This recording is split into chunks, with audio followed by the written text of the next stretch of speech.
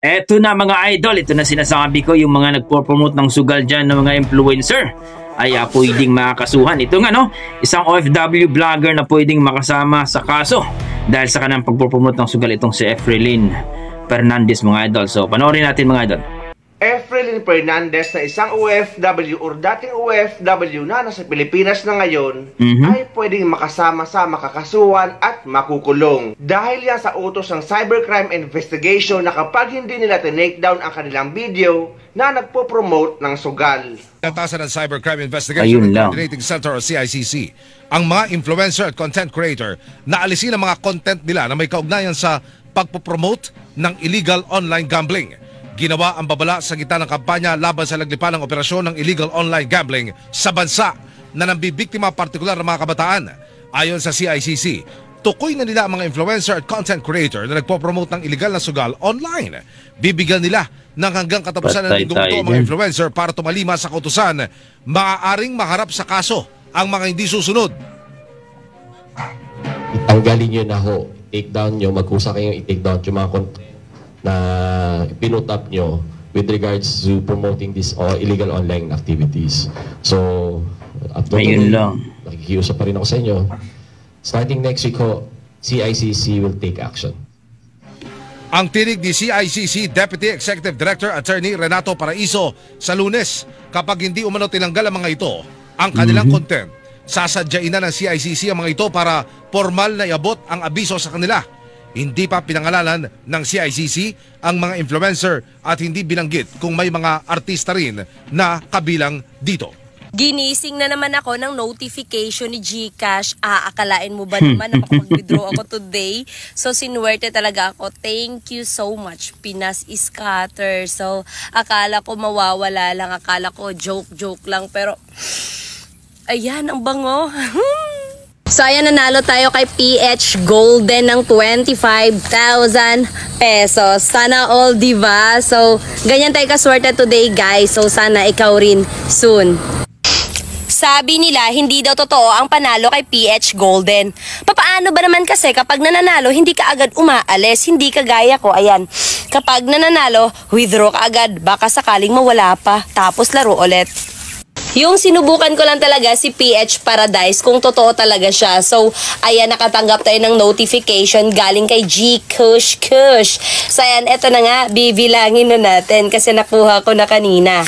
1, 2, 3, 4, 5, 6, 7, 8, 9, 10, 11, 12, 13, 14, 15, 16, 17, 18, 19, 20, 21, 22, 23, 24, dami, 25,000 pesos. So, ganito yung mangyayari kapag sinuwerte ka talaga. Dahil sinuwerte ako kay Paradise today, mamimili ako ng 10 katao na bibiyayaan ko ng tig 200 pesos. Ayan, dyan lang kayo sa comment section mag-ingay at pipili lang ako. Okay? Good luck!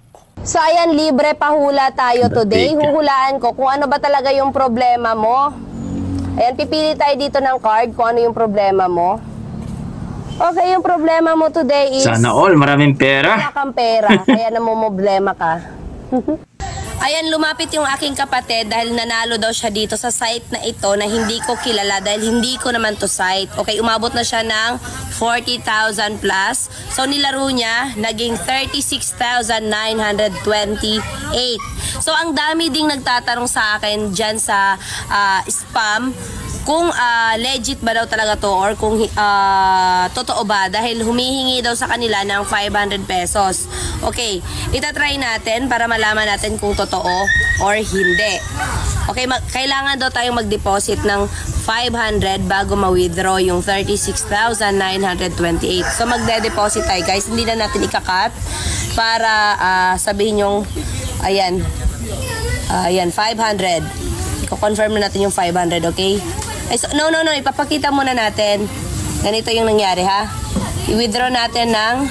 Lapit mo. Talagang ano? Ang dami nagtatanong nito sa akin. Promoting sugat eh. Yung 36,000. Promoting sa sugal. 36,928. Okay, so yung password, wait. Huwag ipakita yung password, wait lang. Okay na. So, confirm natin. So, ayan yung lumalabas mga labs. Kailangan natin ng mag-deposit ng 500. So, balik tayo doon sa deposit tayo ng 500. 500 pesos. So, confirm ko na. Okay. So, mabilis lang yan kasi scan lang yan. Scan ko lang. Ayan, binayaran ko na ng 500 ha. Ang ingay naman ng manok. So, mag-payment. Pinulam na yung manok na yan. Ingay-ingay eh. Ayan, paid na ha. Paid na. Ayan. So, process na siya. I hope so. Sana totoo, hindi siya kasama doon sa mga sa mga iba na scam. Ayan. So, itatry na natin dahil ayan, recharge record ha. Meron na tayong 500 pesos dito. Pumasok na siya. So, itatry natin 500. Ay, no. Back na pala. 38,178. I-withdraw natin. Ako din, binisits ako na mag-promote ng sugal.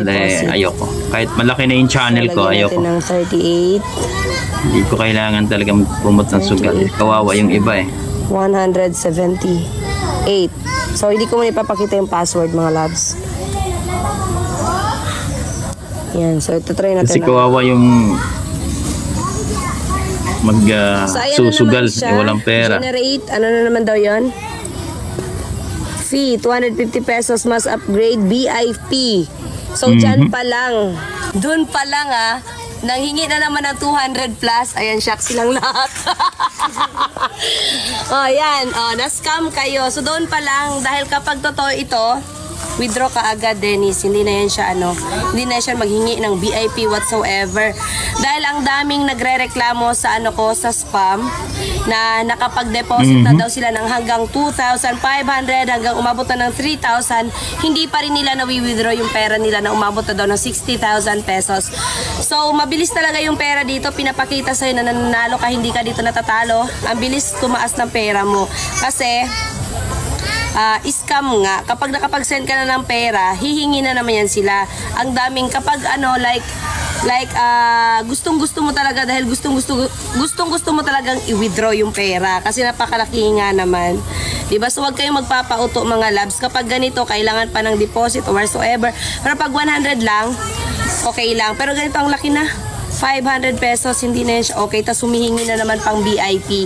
So, it's a no-no. Marami talagang sites na fake. Kung gusto nyo talaga ng legit, ang dami ko dyan sa wall ko. Napakadami. Puro yan legit, hindi ganitong klase, okay?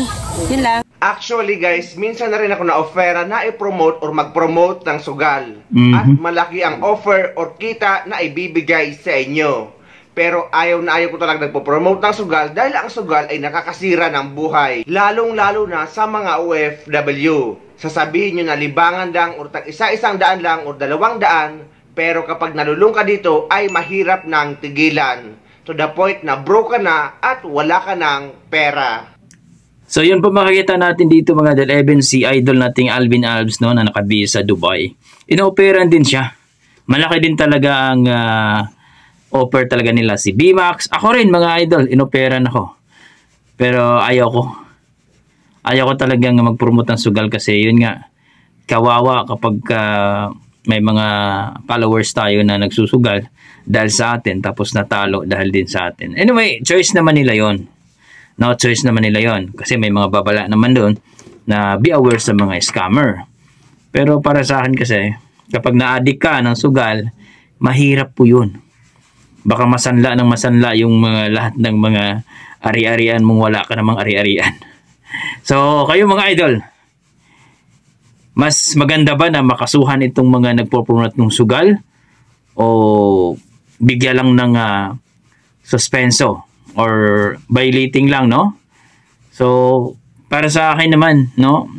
Magdepende po sa kanila yan kung may mga tao naman talaga kahit ayaw sabihan mong huwag kang magsugal pero nagsusugal pa rin. So, it's a choice na nila yon. So, kayo mga idol, ano masasabi nyo dito? Please comment down below mga idol at kung sana yung kalimutan, mag-like, subscribe kay Alvin Albs sa may-ari ng video. Okay, maraming salamat mga idol.